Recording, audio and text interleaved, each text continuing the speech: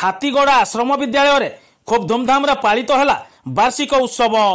मयूरभंज जिला ठाकुरमुंडा ब्लॉक हाथीगड़ा आश्रम विद्यालय 21 तारिख बुधवार दिन प्रथम वार्षिक उत्सव खूब धूमधाम पालित हो जाइछि।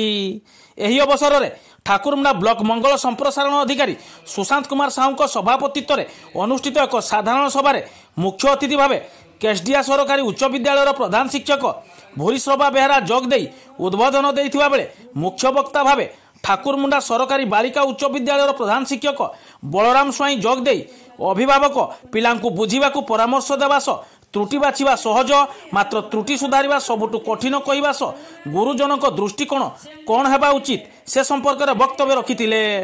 आश्रम विद्यालय प्रधान शिक्षक अभिराम नायकों आवाहकत्व आयोजित यह सभा सम्मानित अतिथि भाव सातकोशिया आश्रम विद्यालय प्रधान शिक्षक धर्मेन्द्र महांत, बोरिंग आश्रम विद्यालय प्रधान शिक्षक मानस रंजन बेहेरा, बड़महुल्डिया आश्रम विद्यालय प्रधान शिक्षयित्री सविता नायक प्रमुख जोगदे वक्तव्य रखिथिले।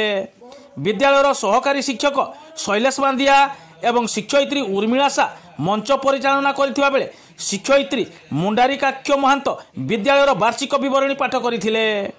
चंपाझर आश्रम विद्यालय प्रधान शिक्षक शार्दिक पंडा समस्त को धन्यवाद अर्पण करथिले।